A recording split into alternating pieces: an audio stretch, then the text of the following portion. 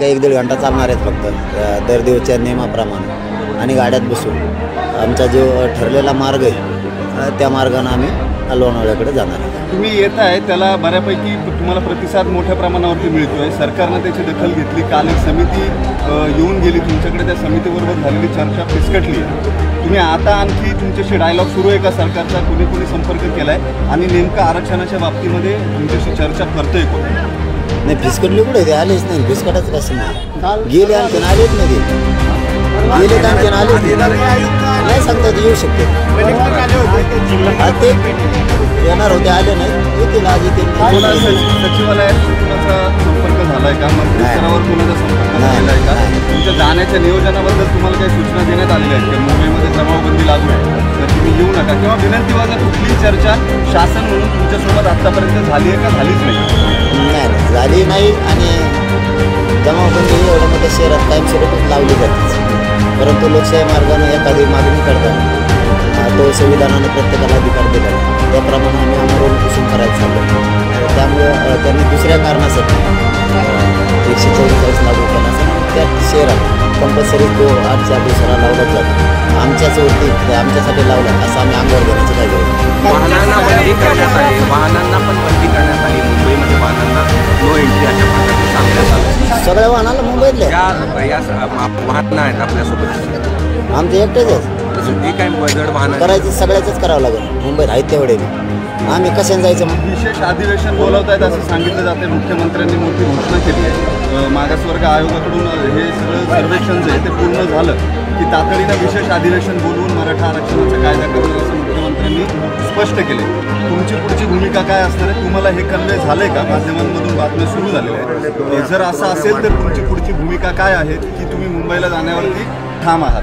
54 लाख नोंदी मिळालेल्या आहेत ओबीसी आरक्षणातल्या मराठ्यांच्या. ते प्रमाणपत्र आम्हाला वाटप वितरित केलेले पाहिजेत, त्याच्या परिवाराला पण वाटप केलेले पाहिजेत. आणि जो सगळ्या सोयऱ्यांचा गणगोता ते सगळ्या सोयऱ्यांचा शब्द त्यात ॲड केला आहे, त्या नोंदीच्या आधारावर प्रमाणपत्र देण्यासाठी, म्हणजे ज्याची नोंद मिळाली नाही त्याच्यासाठी त्याची व्याख्या आम्ही दिल्याप्रमाणे घेतली तर आम्ही पहिल्यापासूनच सांगतो आम्हाला मुंबई जायची हौस नाही आहे. आणि ते जर घेतलं तर आम्हाला काही अडचण असण्याचं कारण नाही. ज्या गोष्टी कायदेशीर आहेत त्या गोष्टीच इन्कॉर्पोरेट करता येतील किंवा घेता येतील, त्याच्याच आधारावरती आरक्षण देता येईल असं सरकार सातत्यानं म्हणते.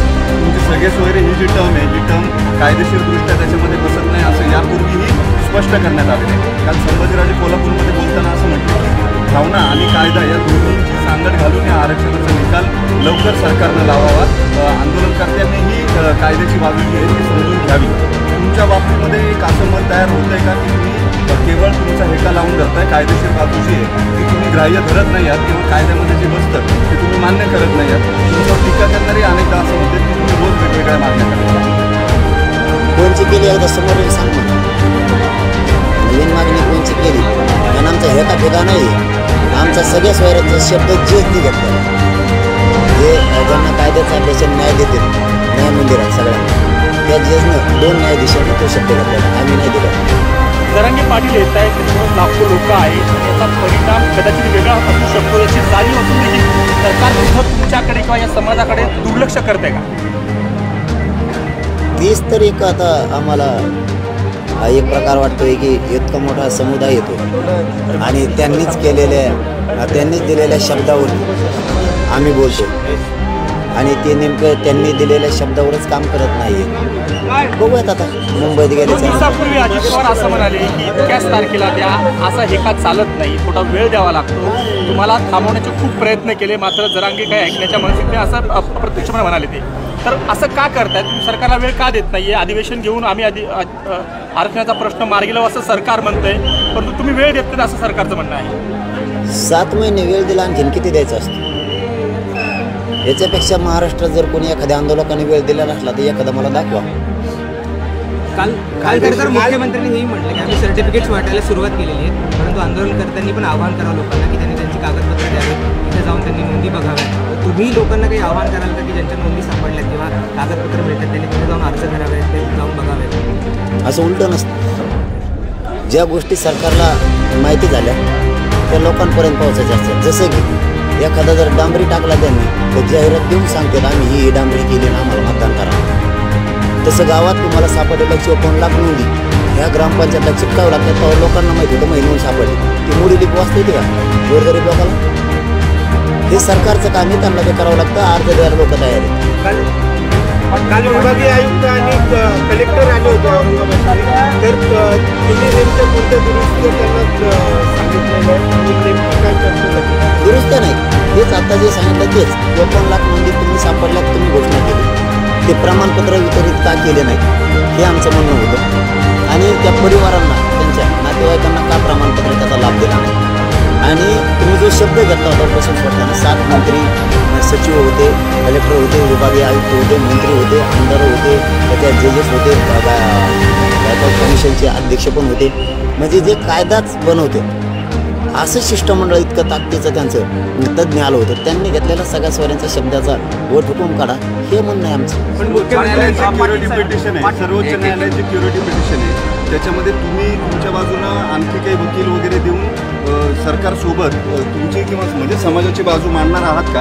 यापूर्वी ज्या पद्धतीनं झालेलं होतं, विनोद पाटीलही आहेत, पण तुम्ही कायदेशीर मुद्द्यांवरती सातत्यानं तुमच्यावरती जो आक्षेप येतो की तुम्ही कायदेशीर मुद्द्यांवरती बोलत नाही, तुम्ही वेग डिमांड करता, म्हणजे अनिश्चित अशा स्वरूपाच्या मागण्या करतात ज्याला कायदेशीर चौकट नसते कुठली, तर तुम्ही हे खोटं ठरवण्यासाठी काही कायदेशीर मार्गानं सर्वोच्च न्यायालयामध्ये जे क्युरिटी पिटिशन सुरू आहे त्याच्यामध्ये तुमची बाजू मांडणार आहात का किंवा तुम्ही पार्टी होणार आहात का? कायदेशीर बाजू मांडत नाही हेच चुकीचं आहे. भारत देशात जे ओबीसी बांधवांना आरक्षण दिलं कोणाची नोंद नाही, एकतर नोंद शासकीय असावी लागते किंवा ती जमात मागाससिद्ध असावी लागते. मराठा या दोन्हीमध्ये पण गायकवाड कमिशन ते रद्द झालं ते भाग वेगळा, पण मागाससिद्ध केलं मराठ्यांना आणि मराठ्यांच्या 54 लाख नोंदी आरक्षणात सापडल्या. या अगोदर भारत देशात कोणाचं सापडलं? मग ओबीसी आरक्षणात घेणं हे सरकारचं क्रम प्राप्त आहे. मग आमच्या नोंदी सापडलेल्या असून आम्ही घ्या म्हणतो, हे काय त्याला सोडून आहे का? जे कोण म्हणतो त्याच्यासाठी सुनावणी आहे, काय त्या अपेक्षा आहेत आपल्याला आणि या सुनावणीबद्दल तुम्ही काय सांगा? चांगलं व्हावं, देव करो, ती सुनावणी ओपन कोर्टात घेण्यात यावी, तरच ते आरक्षण टिकू शकतं. ते जर त्याची हिअरिंग जर चेंबरला झाली तर फक्त निकाल वाचला जाईल.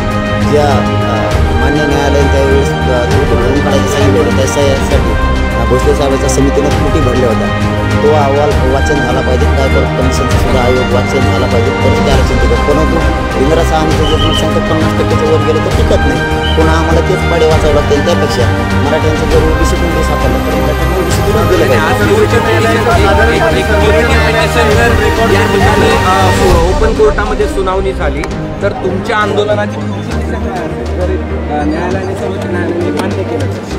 त्याला जोडून प्रश्न आहे आणखी, ज्या केसेसमध्ये सुप्रीम कोर्टाचं बेंच बसलेलं आहे आणि केस लॉ झालेला आहे, म्हणजे मोठं बेंच बसून निकाल जे आहेत ते कायदा म्हणून कन्सिडर केले जातात, अशा केसेसमध्ये क्युरिटी पिटिशन जरी झालं तरी आतापर्यंत एकाही खटल्यामध्ये सुप्रीम कोर्टानं मूळ निकालाचा वेगळा निकाल दिलेला नाही. याचा अर्थ यापूर्वी जो सर्वोच्च न्यायालयानं दिलेला निकाल आहे मराठा समाजाला 50%च्या आतमध्ये आरक्षण देता येणार नाही, त्याचा साधारण क्युरिटी पिटिशनमध्ये वेगळा फार निकाल येईल अशी अपेक्षा करण्यात अर्थ नाही, असं अनेक कायदेतज्ञांचं म्हणणं आहे.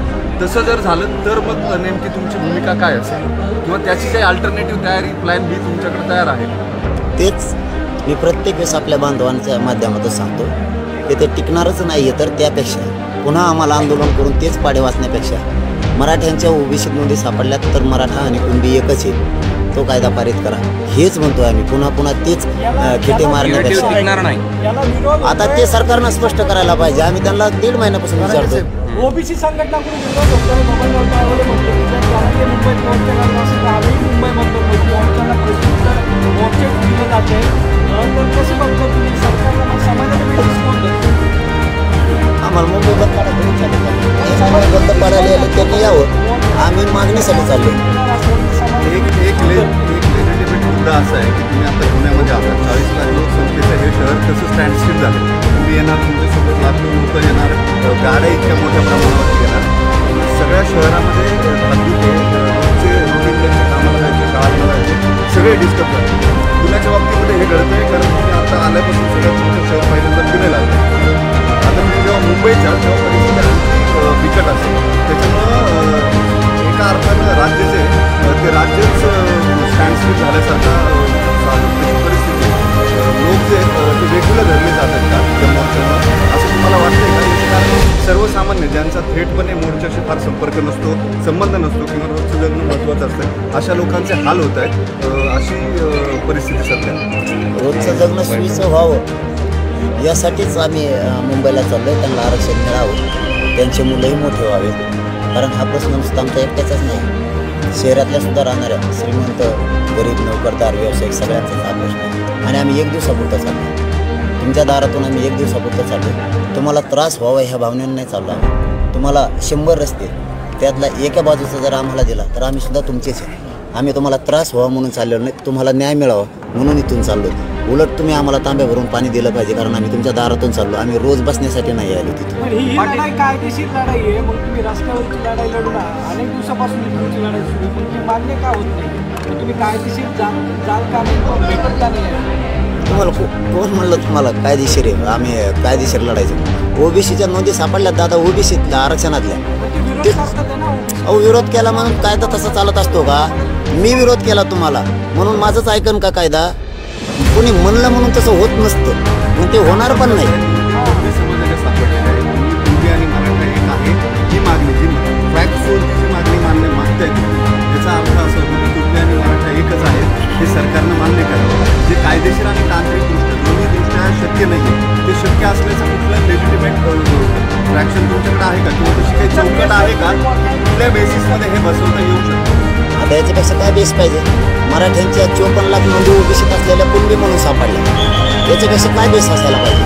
आणि 83 क्रमांक तो पण सांगतो, ओबीसी ज्या जाती घातलेल्या त्यातल्या 83 क्रमांकावर मराठा तसं म्हणून कुणबी ते एकच आहेत म्हणून सांगितलं. त्यापेक्षा हे पुरावा महत्त्वाचा आहे की 70-80 वर्षापूर्वीच्या नोंदी सापडल्या, मराठा हा कुणबी असलेला, त्याच्यापेक्षा बेस काय पाहिजे?